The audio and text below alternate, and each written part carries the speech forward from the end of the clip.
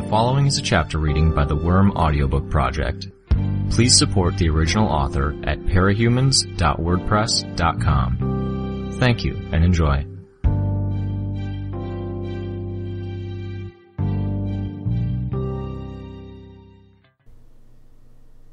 Arc 15, Chapter 4. Sundancer had once described her life in costume as intense, violent, and lonely. I'd had a hard time understanding the last point.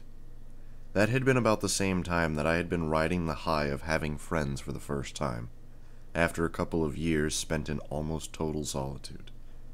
Maybe, if the subject had come up again in recent weeks, I might have understood, nodding my head in sympathy. Powers raised us above the common people. It was maybe arrogant to think that way, to say I was better than the likes of Sierra, Charlotte, or my brother. But I sort of was. I had all the potential they did, and then more. Even if I looked at how Powers elevated us, though, I had to admit we weren't raised to be the same level. We weren't all raised up together. If anything, the Powers drove us apart.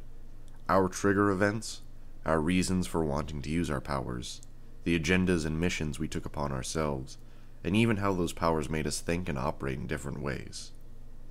They put barriers between ourselves and others. I just had to think of Panacea, or Bitch, and I had some damn good examples of that. I couldn't think of two capes who were in a committed relationship where there wasn't some degree of fucked upness. Night and Fog were, if I'd understood Tattletale right, essentially functional sociopaths. They'd acted out the role of a married couple with none of the affection or fondness.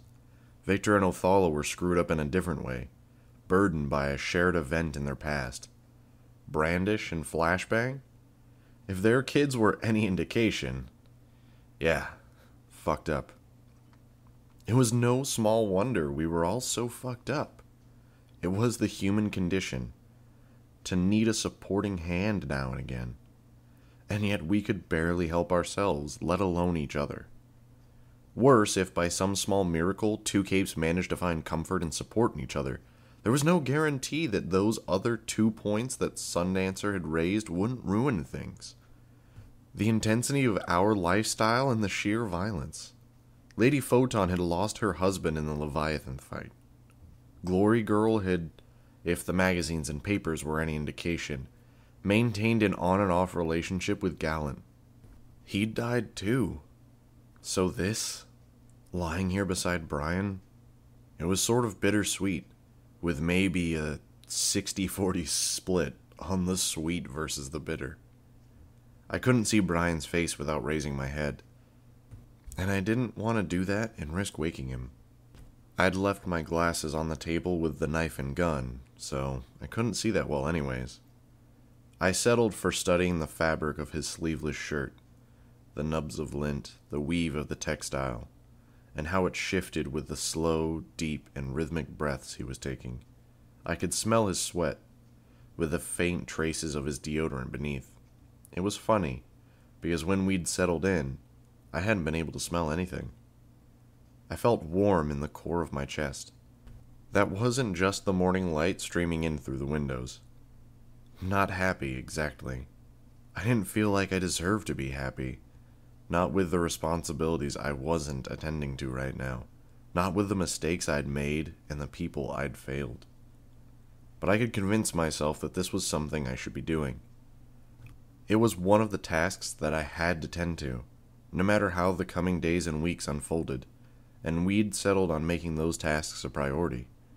We had to support Gru if we wanted him around to help us when everything started going down. I wouldn't rest any hopes on this. Not with the way every other parahuman relationship seemed to go. I'd take these individual moments for what they were. All of which amounted to a pile of excuses and rationalizations I was layering on top of one another, trying to convince myself this wouldn't end disastrously, that I wasn't being irresponsible, or that I wasn't going to regret this on 100 different levels. It was enough that I could feel at peace here. Mostly at peace. I had to pee, and yet I didn't want to move and disturb him. Nothing was easy, it seemed.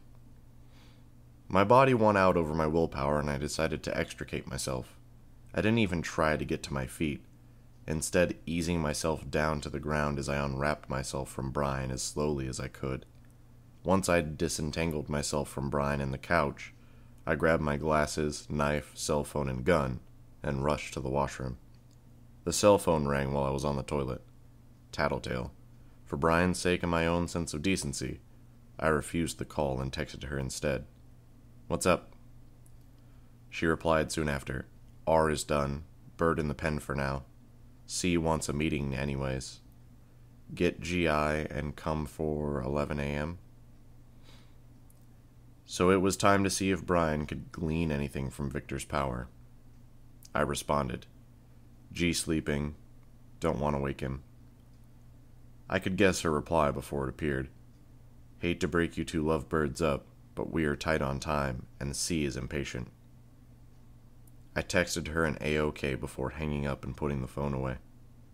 The kitchen had been cleaned up, but my bugs hadn't alerted me to anyone coming in. Had Aisha returned and used her power to stay quiet? I decided to assume she had and began preparing breakfast for 3 people. If I had to rouse Brian, I'd do it with the smells of bacon, coffee, and toast. It was as inoffensive a method as I could think of. Aisha woke up before Brian did, venturing downstairs in a long t-shirt. "Thanks for cleaning up," I said, quiet. I could remember her reaction the last time I'd been talking to Brian, and added, "And not for getting upset." "I can't help him. Don't know how. So I'm putting it in your hands." "Thanks." "Don't thank me.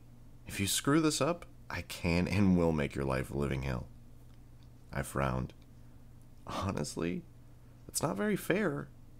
I think I probably will screw up along the way. This isn't going to be smooth sailing, whatever happens. So maybe it'd be better if you just trust that I'm going into this with the best intentions for him." She plucked a piece of bacon from a plate and popped it into her mouth. "Maybe. But no, don't fuck this up." I rolled my eyes. "I've had a lot of practice. It's the little things. Convincing someone they're going crazy, nothing they put down is where they left it, things go missing, furniture gets moved, then it gets more serious. They find the stash of drugs they were supposed to barter for stuff is missing." "I don't have any drugs," I told her. "Talking hypotheticals. I get them in trouble with people they know. Then they have little injuries they can't remember getting. Splinters under their fingernails, paper cuts between their fingers or at the corners of their mouths, little cuts on the back of their hands. That's usually when they freak out. They run, go somewhere else, and it stops, just for a little while, until it comes again twice as bad as before. They snap. Then I leave them a message telling them that it all stops when they leave the city, putting it on their walls in blood, or put it on their bathroom mirror in soap so it shows up when the room gets all steamy. They're glad. They're happy to have a way out. Except I wouldn't leave you that note." "What the hell are you talking about?" Brian asked from behind her. "And where are you getting that blood?" Aisha wheeled around, not appearing even half as guilty as she should have. "I asked Coyle's lieutenant for some. He asked me how many gallons I wanted. How weird is that? I mean, seriously, who needs gallons of blood? Or maybe I could use it. Paint someone's house, see if I can't freak them out hardcore." Aisha smiled wickedly. "Ignore that question. What were you saying to Taylor? About not giving her a note?" "It's fine," I told him. "She's being protective of her big brother." Aisha plastered a fake smile on her face. "I didn't know you cared," Brian told Alicia with a touch of sarcasm. "I'm dropping this only because Taylor's sticking up for you." Aisha rolled her eyes and began serving herself. It was 9:30. Assuming it would take us half an hour to 45 minutes to get to Coyle's place, that only left us about an hour to get ready. We ate in awkward silence. Aisha took the first turn in the shower, leaving Brian and me alone once again. I didn't know what to do with myself. We had taken a step forward, but I didn't exactly have any experience on this front. What was I supposed to do? What did I say? I wanted to hug him, to hold his hand, or raise the idea of spending time together later. But I didn't know what was allowed, or what would be pushing boundaries or taking things too far. He sat down on the couch, putting his feet up on the coffee table, and I grabbed a glass of orange juice before sitting down next to him. Would he put his arm around me, or... This thing with Coil, do you have a plan? Opportunity missed. I shook my head. More like I have a bunch of smaller plans. Can't commit to anything in case things unfold in an unexpected way. Okay, let's talk about them. Plan A? I whip my territory into shape. Coil decides that it's more valuable to keep me in his service. The idea is that he values my ability to keep an area stable more than he values having Dinah. He lets her go. Not likely. I frowned. I almost gave up on it after Burnscar torched everything. It isn't that impossible. Think about what it would mean in terms of security leaks. If he let Dinah go home to her family, she wouldn't be able to return to her normal life. If Coil was dumb enough to let her go with no safeguards and without people to watch her, then the heroes would swoop in on her and use her to get him. I nodded, glum. And really, can you honestly say that your services are worth the cost of everything you've taken from Coil in the way of resources, plus the cost of the agents he'd need watching Dinah at all hours? So you think he'll say no? Tattletale thinks that Coil may be considering dropping you from the team once he has what he needs. I turned to look at Brian. His forehead was creased in a frown. You think I'm expendable? To Coil? Possibly. I nodded. It's something to keep in mind, he said. Thing is, I don't know how that really changes anything. Should I stop helping the people in my territory? I'm not going to. It wouldn't be fair to them, and it would tip Coil off. I think it was a pretty bad idea to tip him off by making the deal in the first place. Now he knows you've got pretty strong morals. On a level, anyways. I nodded. On a level. He went on. I imagine it's troublesome to have someone with those sorts of moral concerns that could throw his long-term plan off course. He might be looking to replace you. And with his power, that might make for a bit of a pinch. His power? I paused. Tattletale clued me in. He creates parallel realities, makes two different decisions, and he gets to see the outcome of each as they unfold. Decides which he wants in the end. Brian frowned. And he's been doing that with us? Since before I joined the team. Send us on a job in one reality, keep us back in another. If we succeed, great. If we fail, well, nothing lost. He deletes the reality where he sent us out. He rubbed his chin. I noticed he had stubble. So, he gets 2 tries at everything, including dealing with any of us who cause him any trouble. I nodded. Which is why we need to play along for as long as possible. Fair. What's your plan B? Plan B? Well, it's not so much a plan as a fallback. If I get found out before we make any headway, it means fighting Coil and his underlings. The Travelers and Circus included. Tattletale and I talked about how we might approach that. The problem is that Coil would be backing them up. Normally, I'd suggest we go on the offensive so they don't have time to go after our weaknesses. But with Coil at work, we have to assume that it's all the more likely that the Travelers would get that one lucky hit off. Or that they'd pick the plan of attack that would work out for them. And they're powerful enough that they'd really only need to get lucky once, Brian said. I saw his expression darken. He was staring off into space. Sorry, I said, impulsively. I leaned closer so my arm and shoulder pressed against his arm. if you want to talk about something else, I want to make sure we come out of this alive. But it's stressing you out. I'll manage, he answered, putting one arm around my shoulders and hugging me close. But he didn't raise the subject again. Aisha got out of the shower. He took the next turn, ostensibly to clean up after her. I took the brief period of quiet to get my stuff in order. I'd warmed my costume under my clothes, the top and dress portion bound around my waist, beneath the sweatshirt. Once I was free to use the shower, I pulled off the costume and hung it up. The steam would help with any wrinkles for the parts that weren't skin tight.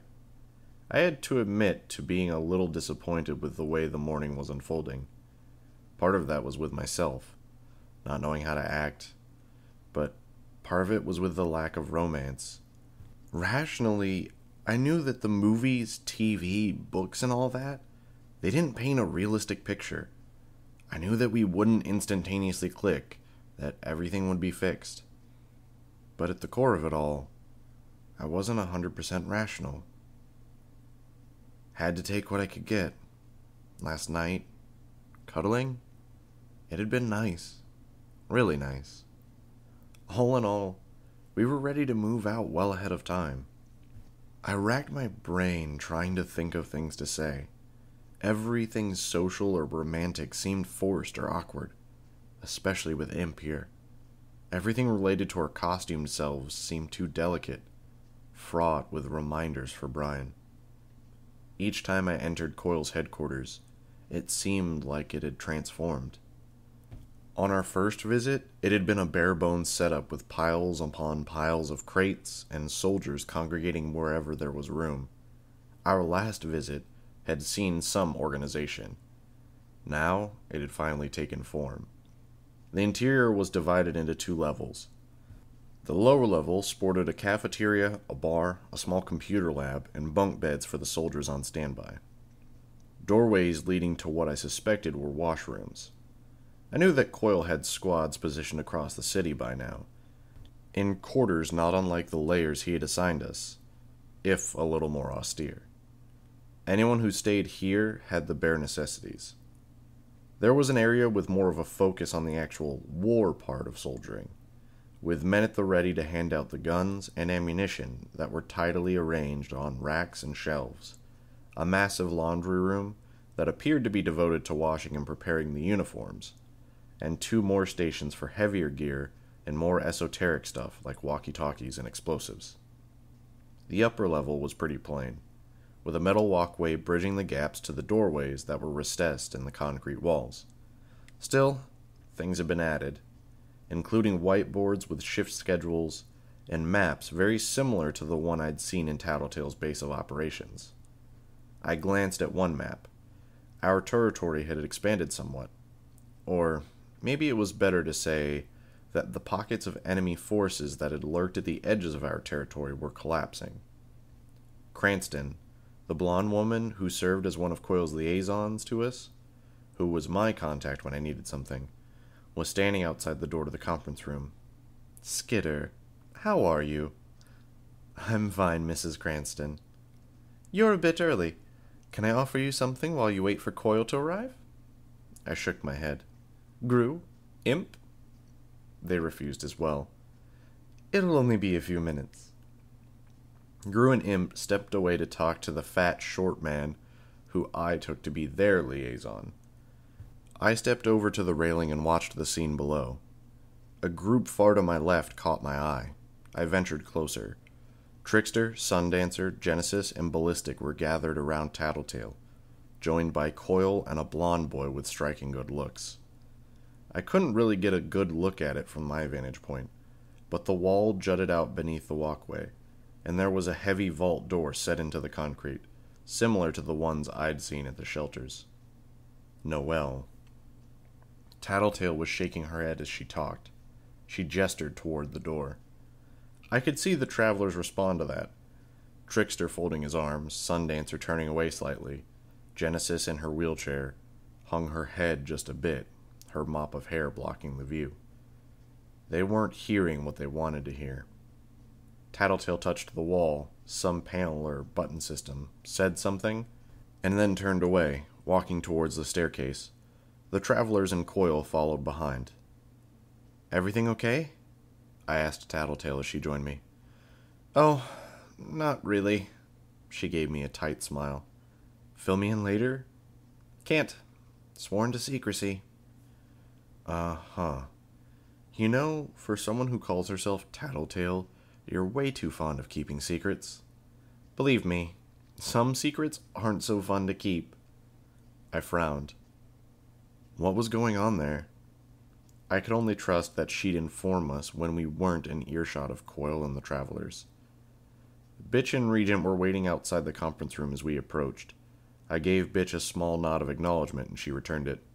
Altogether, we got seated. Travelers on one side of the table, undersiders on the other. Coil at the head. "I understand that things have been hectic since the Nine departed the city. Communications are difficult to establish. There's still lasting damage from the Endbringer attack, and everyone has their individual concerns. Before our focus fell on the Nine and eliminating Jack Slash, I told you to establish your territories and do what you could to effect some sort of control. As Tattletale may not have all the necessary information to draw the right conclusions, I'd like each of you to inform us on your progress." He gestured to Trickster. "Putting me on the spot, huh?" Trickster asked. "Don't know. Nobody's doing business in my neighborhood, and there aren't any crooks there that the public knows about. But Purity and her people are still hanging around, and I'm waiting on my teammates to wrap up their stuff so they can lend me a hand." "Infrastructure, recruitment?" Coil prompted. "I've made a few small steps forward for each of those things. I offered some of the low-level thugs the options of moving out of the city or serving under me. Got a half-and-half split of each, more or less. Enough people to deal product, if you want, or to scare some people." "Good. Sundancer?" Sundancer had the posture of someone who desperately hoped to avoid being called on in class. "I don't know. I've been working with the maps Tattletale provided me, but I'm not good at this. I burn them out of whatever place they're holed up in. They run, and half the time, it's like they settle somewhere else that's nearby." "You have to scare them more," Trickster said. "I burn their houses down. I don't know why that's not scary enough." "You're too soft about it. Being too careful to let them know what you're doing, and when, because you don't want to hurt them, and they can tell." Coil cleared his throat. "How far along?" Sundancer didn't look happy. "I don't know. I've maybe cleared out 1 in 4 of the local groups." "Genesis?" Coil asked. "Mostly clear," Genesis replied, leaning forward and putting her elbows on the table. "Not sure how to get anything going in the way of operations. It's not exactly heavily populated territory."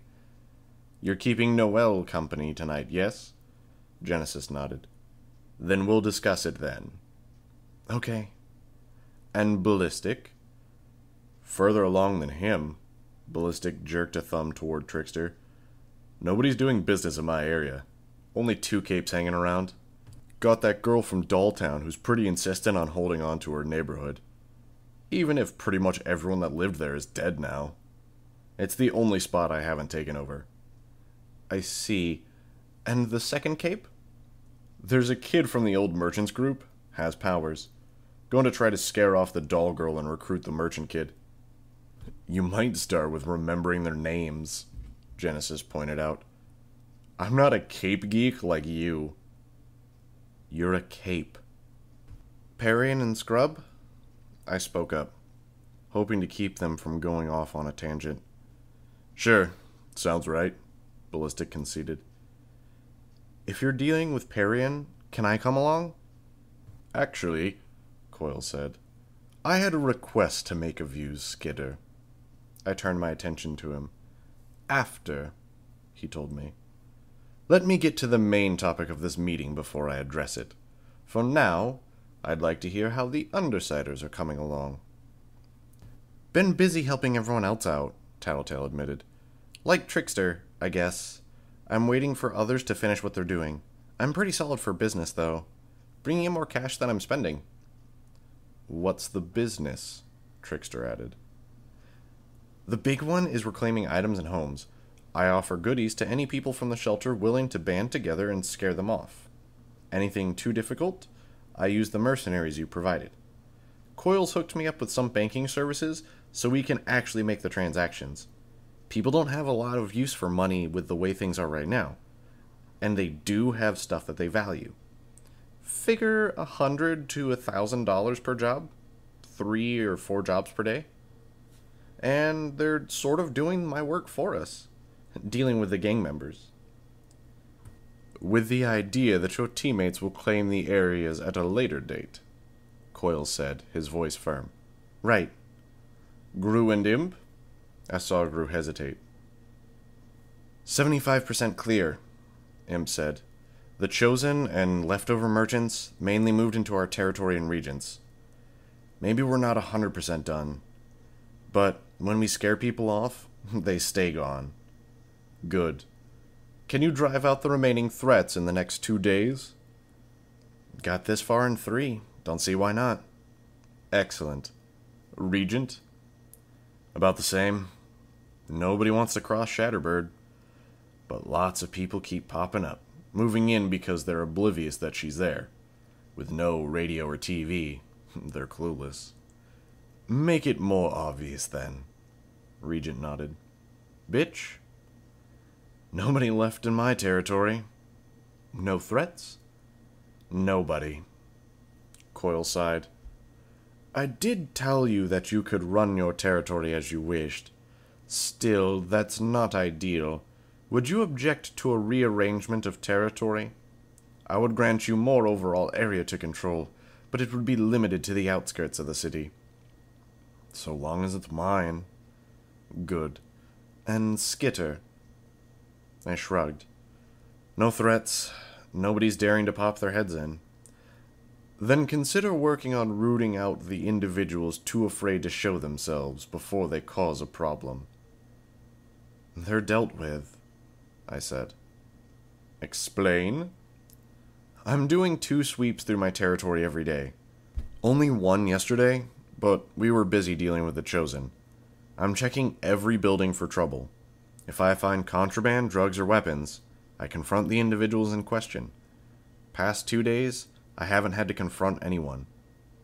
The only people with weapons are your people, then? I nodded. I've got 60 people working under me. And maybe 100 more who are working for me in an indirect way. Joining the community that started on the cleanup projects. Filling, moving, and placing sandbags to control and reroute the flooding.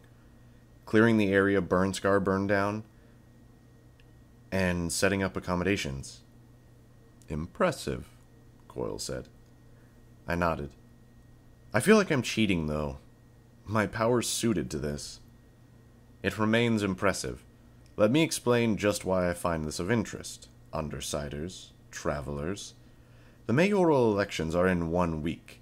Before this occurs, I would like to have this city firmly in my control. It will shift the tone and the aim of the election, which would be to my advantage. Our advantage. So you're saying we have less than a week to wrap up stuff in our territory? Trickster said. Yes. I also have some other issues I would like you to address. Skitter, Genesis, I trust you're able to step away from your territories to give me a hand? Tattletale leaned forward over the table looking at me. I glanced at her, then turned to Coil. Yes. Sure, Genesis said. And Trickster, if you're idle while you wait for your teammates to come assist with Purity's group, I'm sure you can lend your assistance for 1 night? Trickster nodded. The mayor and several members of the city council will be traveling to Washington to discuss the state of Brockton Bay and the possibility of condemning the city. Skitter, Imp, Genesis, I would like you to visit him and ensure he argues towards our ends. Brockton Bay will stand, and it will recover. I nodded slowly. Sure, I think I can do that, and still help Ballistic with Perry Ann. I haven't asked you for your help, Ballistic said. Coil's call, I responded. If Skidder feels she can spare the time, I would be glad to have the extra assurance the job will get done. Ballistic folded his arms. Didn't look happy at that. That's the last point of discussion. I will provide anything you need to see your task to completion. If there's no questions, that will be all. After a brief pause to check that nobody wanted to speak, we all stood from our seats. The travelers headed out the door and turned a right to go back where Noelle was seated up. Tattletale led our group to the cells where Shatterbird and Victor were. While we waited for Regent to go and bring Victor out of his cell, Tattletale stepped close so she was right next to Gru and me. She murmured, "One piece of good news, 2 pieces of bad news, and 1 spot of catastrophic news. The good news is that Coil is impressed with you, Skidder." "Okay," I said. "That's what we were hoping for, right? But something tells me we've got a major snag. I'd say odds are pretty fucking good that he's onto us." I felt my heart drop. "How sure are you?" I asked. "Not positive, but pretty damn sure. And I'd say there's a 50-50 chance one of ours informed him of our aims." "A member of the Undersiders?" Gru asked. "That, or he's got our places bugged. But I didn't get the sense that anyone who built the place or brought our stuff in knew about any electronic bugging. Like I said, 50-50 chance." I nodded. I glanced around, looking at Bitch, Imp, and the door Regent had disappeared through. "Fuck," Tattletale swore under her breath. "I was trying to signal you to say no to Coil's request, but you weren't looking at the right moments and I couldn't exactly tip anyone off. I'm positive he's asking you to go on that errand with Genesis and Trickster because he's planning on eliminating you." I felt Gru's hand squeeze my shoulder. He'd gone rigid, as if he was more spooked than I was. And of course, he knows I know.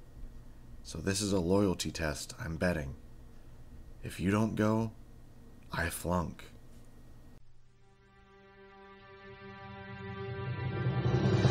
Hi, this is NSPB.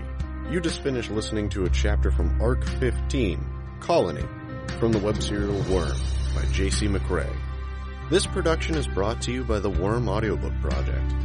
If you would like to know more about us, or to volunteer your own services, please check us out at audioworm.rein-online.org. You can download or listen to every chapter directly from our site, or you can find us on iTunes or any podcast app under Worm Audiobook. Thank you for listening.